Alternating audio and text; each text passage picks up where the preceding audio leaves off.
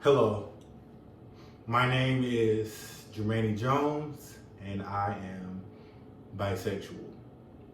Today, I will be sharing my story with you. Not only, um, I guess, my experiences, but why I'm choosing to say this publicly and just not keep it to myself, as some people like to say. But it is my hope that others will want to share their story so that we live in a world of truth more than what we're actually living in right now. So um, I guess, I'll just start at the beginning, really. For me, I will always say that I was never born with a sexual preference. Um, and I guess that differs for some people, but I like to think that my life experiences have created who I am. And for me, um, I remember very vividly being, 5-year old and having a crush on this girl named Smart Star, beautiful brown eyes. I was captivated, kept staring at her so much I got in trouble. I had to go to timeout for it actually. So, for me, I've always necessarily had a attraction to women, and but not too long after that, I kind of got my first sexual experience with a guy, and being that I had never had any sexual experience with a woman, being 5 years old, but just only the attraction. Up to that point, I didn't have any attraction to a man, and my attraction to men didn't come much later on in life, maybe even into middle school. But for me to be 5 years old and to be stuck on this girl, and I was going to go back to school the next day, to being forced and threatened into having oral sex with a family member was traumatic to say the least. And I want to focus on the effects that it caused me. And these effects are the damage that was done.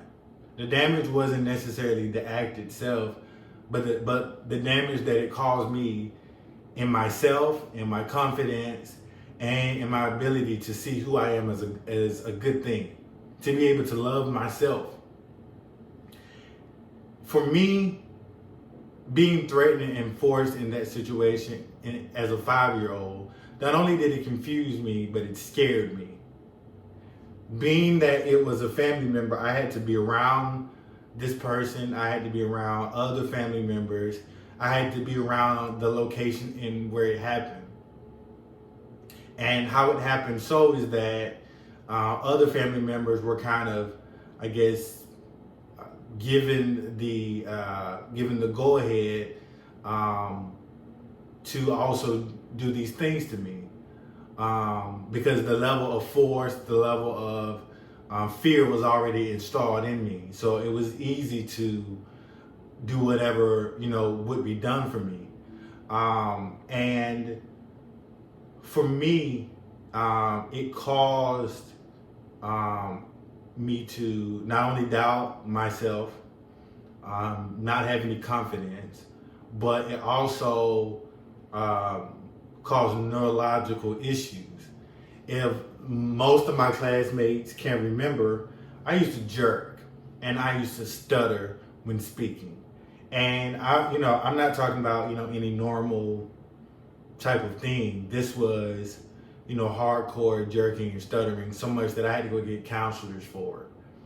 And everyone kept trying to blame my parents, and kept trying to blame it on this and blame it on that. And what it was I was trying to keep a secret inside of me while being around the people that were causing it, or that were at least I guess enabling it. And for me, holding all of that in for all of those years, it caused a lot of damage. It caused me to doubt myself in every single way. Some people would actually call me stuck up because I always stayed to myself. But that's what it was. I stayed to myself. I did not trust anyone, especially male figures. And what ended up happening is that I lost having a great relationship with my father because I didn't trust men. And that lasted up until my mid-20s. And that when I saw a man, I automatically thought that this man wanted to do sexual things to me. And so I would stay away.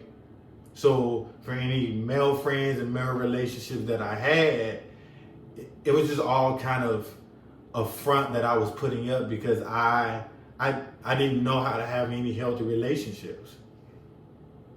And so in terms of, the flip side of the coin, in terms of dealing with women, the same, guys that were, experimenting with me and doing these things to me, had girlfriends. So here I am, as a kid, and I'm saying to myself, okay, well, it's okay to do this stuff as long as you have a girlfriend here. So that it was kind of like a cover up. No one would ever suspect you were doing these things because you had a whole girlfriend. And I kind of saw this throughout things just going on. And as a kid, I'm trying to realize, what is actually going on here? I can go to church and, people preach about, being straight and staying on the straight and narrow, but all you ever see is the complete opposite. And, growing up, later learning that, the church can be just as flawed as people who aren't in church. Because it's not about, actually going to church, it's about the actual life you live. So for people not to accept someone for being gay or to like a man just didn't make sense to me. I didn't understand why people couldn't just be honest and truthful about it, which then kept me in my bubble. But of course, today in 2020, I can be a little bit more honest about it. So the reason why, I really had to,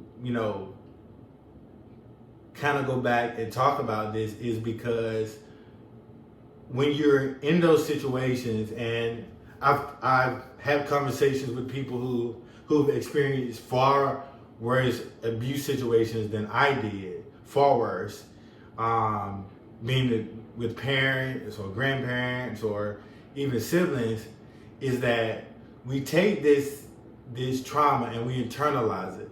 We blame ourselves, we're down on ourselves, and we miss out so much in life because of it. There's no payback for us, there's no help, there's no outlet. And it's only because people don't accept us. People don't accept the things that they're doing behind closed doors. There's no truth. So, being that I was about 28, and I asked myself, after being here in Atlanta and being in a city that accepts any sexuality and accepts anyone, I kept asking myself, I said, why do I have such a hard time accepting myself for the things that I've done and that were done to me? Why do I have such a hard time seeing that I like men as a good thing? Why do I have such a hard time in doing that? And I had a great friend who, if you see this video, I really appreciate you for giving me this information, but it's called The Bucking of the Black Man. And it talks about how my ancestors, my black ancestors, the strong men in particular, were raped by white slave owners, were raped. Not only the men, but the women and possibly the children too. My ancestors were literally pillaged sexually. And so by the time we get to 1995, and I experienced what I experienced, it made sense that since that moment up until now, black families have been pillaging amongst each other and hurting each other. And we haven't waken up to the idea that not only should we stop these things, but in order for us to stop these things, we must discuss these things. Because when we discuss these things, we bring truth, open, and honesty, and we can also warn future generations that we should not do that stuff. And for me, my coming out story, I guess, started in 2012, and it wasn't a good experience. But it was only because there were people who, first of all, didn't accept my truth, but didn't accept their truth either.